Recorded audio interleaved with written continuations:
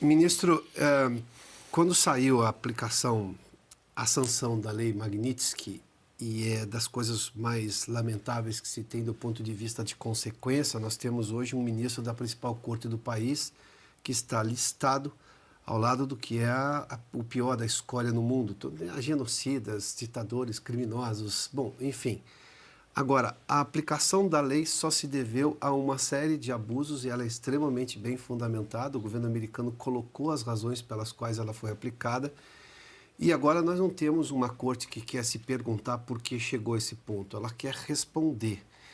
E eu não tenho também um Congresso que investiga o que acontece na corte. Diante disso, a lei acabou, e suponho que comemorada por parte do público, embora haja esse fato que é realmente lamentável que tenhamos chegado a esse ponto. Eu me lembro que semana passada eu conversei com alguns políticos em Brasília e falei assim, não esperávamos que fôssemos chegar a esse ponto. Agora, tudo foi sendo conduzido para isso. O Supremo perdeu as rédeas porque o Congresso abriu mão? Ou o Supremo simplesmente ignorou o Congresso e decidiu que na base da força, do cumpra-se ou senão vou mandar prender, eu seria o dono do Brasil? Piotr, eu acho que a situação é pior do que isso. O Brasil vive um processo de insegurança institucional, não é insegurança jurídica. A insegurança jurídica é a relação do privado com o poder, da empresa, do cidadão com o poder.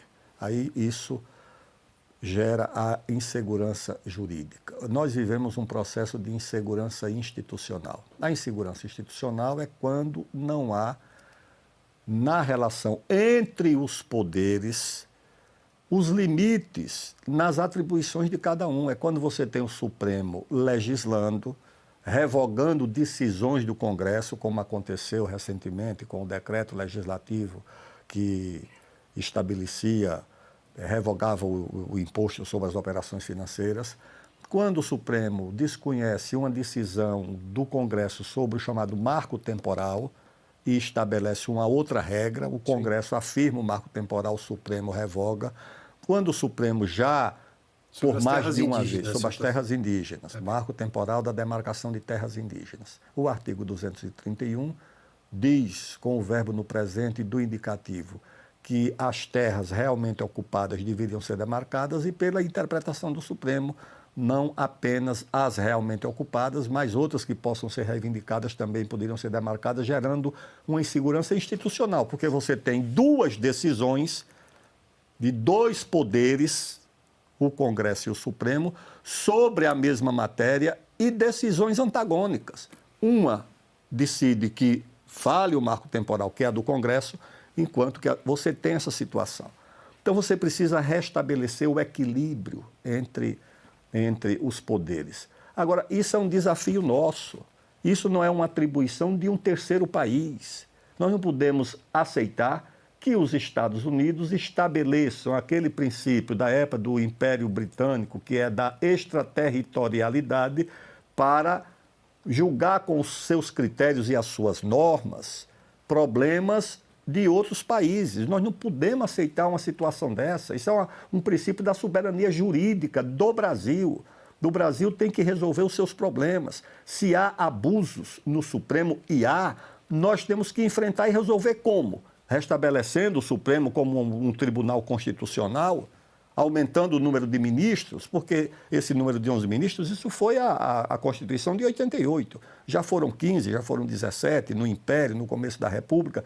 Um caminho você tem que encontrar para restabelecer esse equilíbrio. Agora, a política precisa recuperar a autoridade que perdeu, porque o empoderamento do Supremo, e não é só do Supremo, é de todas essas corporações, Ministério Público, IBAMA, FUNAI, essas corporações, judiciário de primeiro grau, todas empoderadas porque sentiram a fragilidade da política.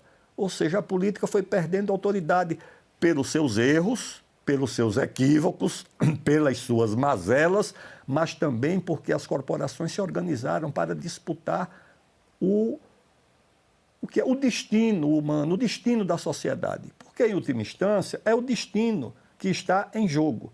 O destino que no passado era uma atribuição dos deuses, dos oráculos, das pitonisas, no mundo antigo, quando não havia a política, e hoje o destino que estava nas mãos da política vai sendo subtraído pelas corporações, que se julgam mais legítimas porque estão livres das mazelas da política, são meritocráticas porque fizeram concurso, a política não fez, depende do voto, que pode ser viciado, comprado.